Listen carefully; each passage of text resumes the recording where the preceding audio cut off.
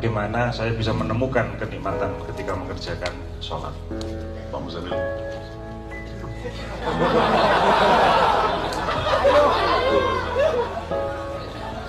Masalah menikah tadi, sesuatu yang didapatkan dengan perjuangan yang berat itu nanti akan terasa lebih nikmat daripada sesuatu yang didapatkan secara mudah, gitu ya. Jadi semakin sulit sampai menikah, besok waktu menikah semakin nikmat. Jadi nggak apa-apa.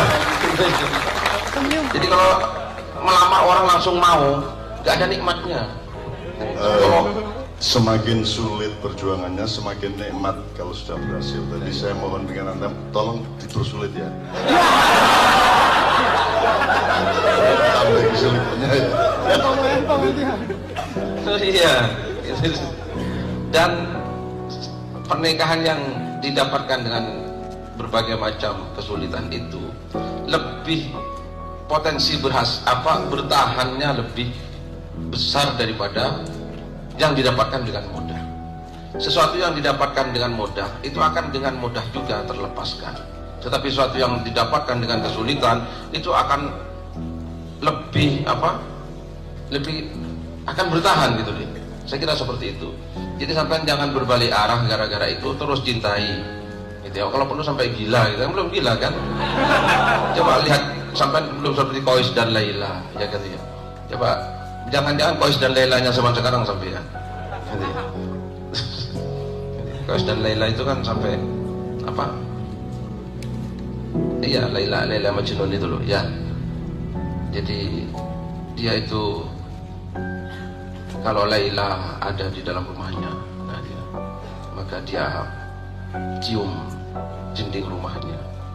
Oleh orang dianggap gila. Ini aku bukan mencium dinding, tapi mencium Laila yang ada di dalam. Sampai coba seperti itu di sana.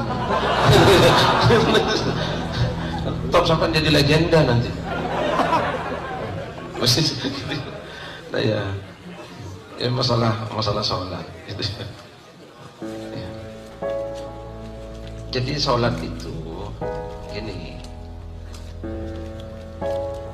ketidakberhasilan orang dalam menemukan Tuhan dalam sholat itu bagian dari penemuan Tuhan juga.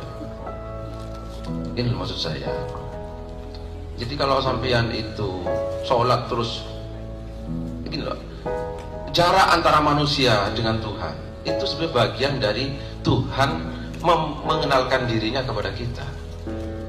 Jangan dikira orang tuh terus kenal Tuhan terus kenal 100%, nggak ada, gitu ya.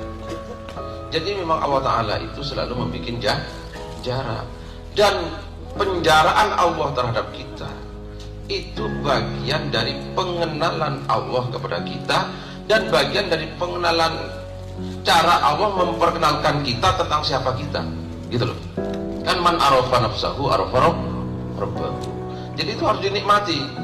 Jadi gini, kalau sampai sholat gak husuk-husuk, ya wes rapopo. Itu jangan tuh berhenti sholat. Akhirnya, oh iya, pancen Allah tuh gak terjangkau, maka saya gak bisa husuk. Kalau Allah terjangkau oleh pikiran saya, berarti saya akan husuk. Nah, ya wes, ya, itu sudah keberhasilan seperti itu. Bukan tidak berhasilan. Wah, aku sholat gak berhasil karena gak husuk. Justru orang yang menyangka sudah berhasil itu yang tidak berhasil. Lah begitu, ya. Untuk hubungan dengan Tuhan, orang yang merasa sudah husuk itu justru tidak berhasil itu. Karena kemerasaan sudah sampai kepada Allah itu bagian dari ketidaksampaian orang terhadap Allah. Aku tekan, itu justru ketidaktekanan. Justru orang yang merasa tidak tekan, itulah yang tekan, gitu loh. Paham? Orang yang merasa mengerti Allah, itu orang yang nggak mengerti Allah. Justru orang yang merasa tidak mengerti Allah, itulah orang yang mengerti Allah. Kan Allah tuh orang tan keno. Apa tadi? Apa? Tan kini sopo, tan kini apa? Nah ini loh. Maka orang yang mengira Allah sopo lan opo, itu orang tekan. Justru sing tekan itu aku ora ngerti Gusti Allah. Nek ora tekan. Begitu. Ini Pak Muzamil, saya ingin berpartisipasi kepada anak saya dari Mojokerto dengan dialog sama Pak Muzamil supaya kita mengerti pemetaan wong urip iki. DDA dari satu view ya Pak Muzamil. Kawin atau nikah itu dalam syariat Islam wajib apa tidak? Tergantung. Bisa wajib, bisa haram, bisa sunnah, bisa makruh, bisa mubah. Ya, kalau wajib syaratnya Satu, ada calonnya. Ada calonnya, terus dia mampu dan dia betul-betul keinginannya kuat sehingga kalau saat dia tidak nikah dia akan jatuh dalam perbuatan yang haram. Gitu. ya oke. Pak Muzamil belum mengerti arah pertanyaan saya, tapi tidak apa-apa. Saya tanya lagi, makan itu wajib apa tidak? Ada nggak fatwa kamu wajib loh makan? Itu ada nggak? Ada nggak? Nggak ada, nggak pernah dengar ya. Minum wajib, apalagi. Saya cuma ingin mengatakan gini Pak Muzamil. Kewajiban itu diturunkan atau diterapkan oleh Allah untuk hal-hal yang kamu malas melakukan. Kalau kamu punya motivasi untuk melakukan, tidak perlu diwajibkan. Misalnya makan, kayak apa kata diwajib mau anjane geragas arek. Gak diwajib no barang mesti mangane tenang ae gak mesti mangane. Rabi barang yang ngono apa diwajibkan. Wong anjane koyo ngono branjai arek. Wis mesti rabine, kayak apa diwajibkan. Jadi kewajiban itu biasanya dilakukan atau diterapkan pada posisi di mana manusia tidak cenderung melakukannya, entah tidak suka, entah tidak mampu, entah tidak apa gitu ya. Ya. Jelas ya, Pak. Saya kira filsafat sebelum usul fikih ada pertimbangan itu. Ya. Oke. Nah, kalau sesuatu sudah diwajibkan, berarti kamu harus tahu bahwa itu kamu memang sukar melakukan kewajiban itu. Jadi kalau yang pertama tidak perlu diwajibkan karena orangnya pasti melakukannya, kan tidak perlu diwajibkan. Jadi yang memberikan motivasi untuk melakukan itu adalah hukum alam atau sunatullah sendiri. Nah, kalau sesuatu diwajibkan karena dasarnya adalah orang itu tidak suka atau tidak cenderung, maka si manusia itu yang harus menemukan sendiri motivasinya atau alasannya. Jadi sekarang masalahnya kamu harus menemukan alasan sholat itu apa. Kamu harus cari supaya kamu bisa menikmati nanti. Sekarang kamu tidak bisa menikmati sholat karena kamu tidak punya alasan. Kamu harus jelas seneng arek pede gak ada alasan kok. Kan gitu. Sekarang aku tanya, apa kira-kira kemungkinannya alasan orang sholat, motivasinya? Ono apa aja? Kira-kira? Bersyukur. Gak enak kalau Gusti Allah mosok gak matur nuwun rek, wong aku nguyuh kari nguyuh nising kari nising ya. Aku iso ngrasakno legi, iso ngrasakno asin, iso ngrasakno pahit, ya. Aku iso tangi turu bendino, maksud aku gak matur nuwun karo Gusti. Ya Allah Gusti Allah ngongkon sembahyang pilihmu tak sembahyang. Ya, dalam rangka bersyukur. Apa meneh liyane? Pahala. Badi, golek badi. Iku sing umum akeh ngono iku tapi gak tapek mateng iku, gak tapek jero iku. Ya, ya. Jadi motivasinya akhirnya menggok nang pahala nih dan tidak memfokus ke Allahnya. Tapi gak apa-apa juga, gak apa-apa juga. Ketiga, nang ono meneh. Takut. Wedi neraka, oke. Wedi neraka, oke. Apa meneh rek? Jono tak gak?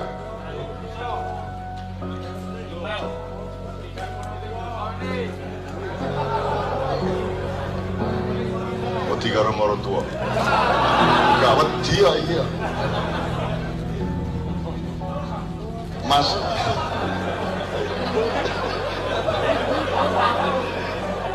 Mulai begini jenengmu tambah Sul Samsul. Jadi Sul, kudu kok temokno. Apa sebabnya wong kok sebaiknya sholat? Ya. Syukur awakmu wani ngomong apa sebabnya wong kok wajib sholat. Nah, kudu kok temokno alasanmu apa? Nek kaya aku iki rek ibadah, aku gelem wis pegel kaya apa?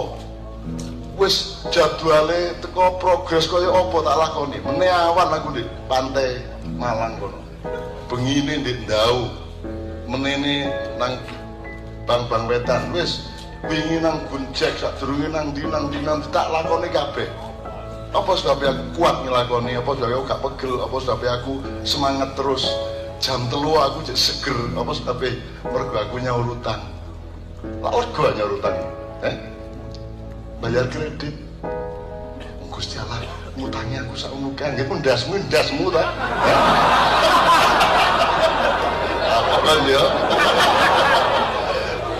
Wajar ngomong ngono to. Lumayan aku bisa ngomong ngene. Anggih ndasmu ku gaenanmu dhewe ta. Rambutmu iso cukul. Kon matur nuwun bahwa awakmu iku dibatesi Gusti Allah sak ngono. Gak diodot, gak dijarno. Bayang nek Gusti Allah gak dawuh, stop. Kan sel 1, 2, 4, 8, 16 itu. Kalau Gusti Allah menengnya Gusti Allah dijarno samsul. Peti sampai sampai itu. Untune bisa sampai wabrani karo sing iso. Nyambut gawe piro ae entek gawe mangur untu. Bayangno. Kon bayangno nek Gusti Allah gak ngetop pertumbuhan. Iya nek mek awakmu lah nek barangmu. Kalau Gusti Allah gak stop. Wes terus modo. Digolong. Kon turun di omah, barangmu sampai di latar-latar. Iku mek Gusti Allah mek gak ngomong kun ngono ya. Gak ngomong kun ngono to lho. Lha iya nek sak latar dolan sampai lapangan.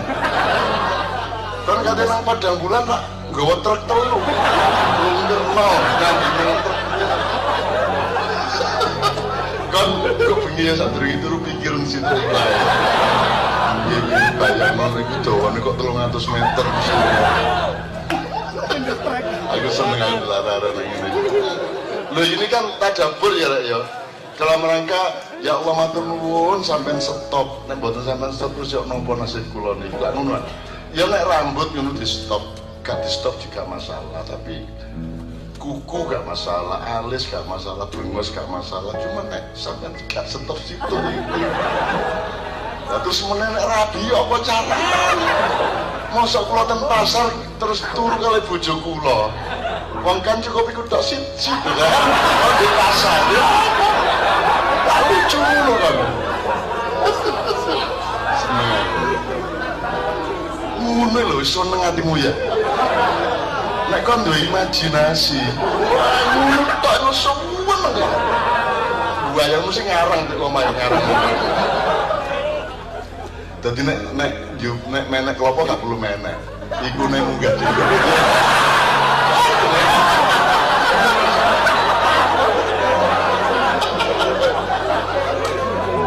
Yo ora enak maju sok ndelodok. Enggak diring-ring karo Pak Yai. Yo opo iku pengajian kok ndelodok koyo ngono. Terus arek jawab pos arek CTV jawab niku seneng pengajian, Pak niku mayan. Maknya kok lho niki jen niki sinau bareng, sinau niku kudu sinau napa mawon gitu lah tong nggih bareng niku. Cak Nun yo kok kiai kok ndelodok lho niku senes kiai niku Cak Nun. Sanipun asal gelarannya Mbah Cak Nun ya.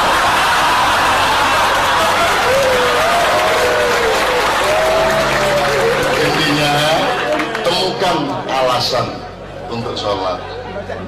Atau kita tuduh dia, kono gak beri matur nuwun kan? Kono gak beri matur nuwun Gusti Allah, gitu. Kon sing gawe dhewe apa iku?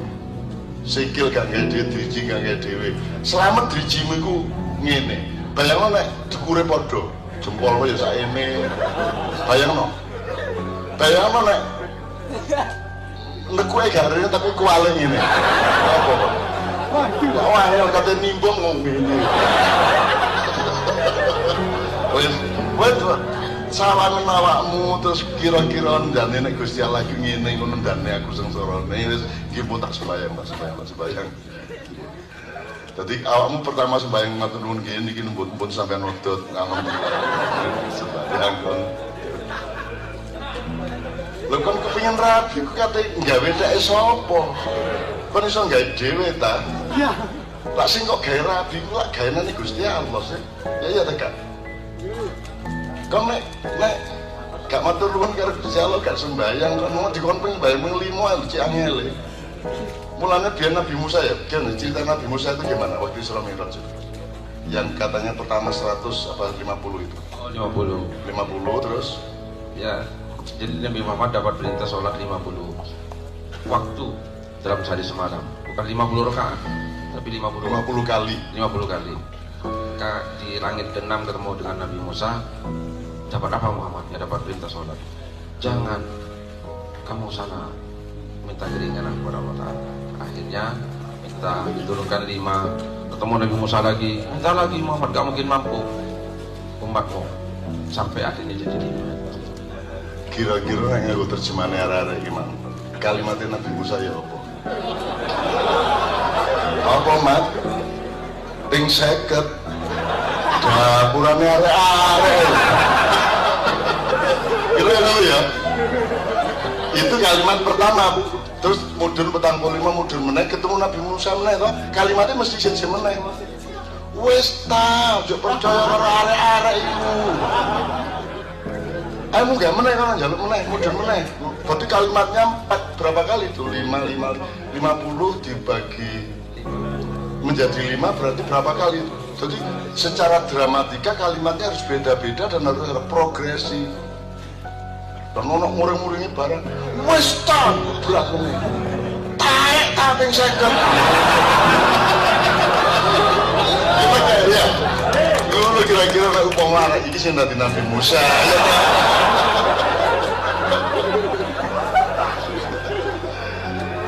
Muga-muga iki buka ya Rek ya. Sing penting awakmu duwe motivasi. Lha iya apa meneh sembayang iku dadi bahan ngersulane calon mertua. Ya wis sembayangmu kok repot. Medhilu tok ae lho. Pertama, kita dengar pertama kon sembayang mergo dheke diterima sebagai mantu. Cek salah berdoa.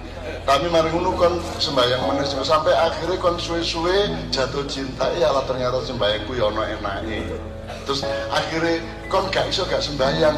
Wong aku oleh bojo ki mergo aku ben sembayang kok. Jadi akhirnya kon sembayang terus, akhirnya muga-muga sembayangmu betul-betul murni mergo awakmu bersyukur kepada Allah SWT. Ngono ya.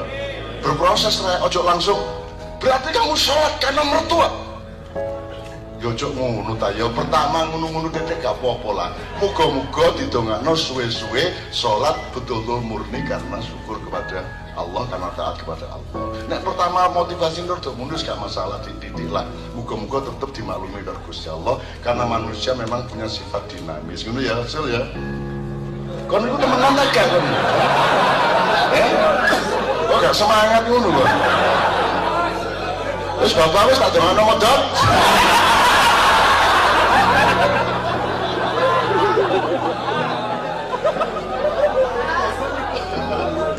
Ya Allah, indah ya teman sekalian ya. Oke, masih ada? Habis?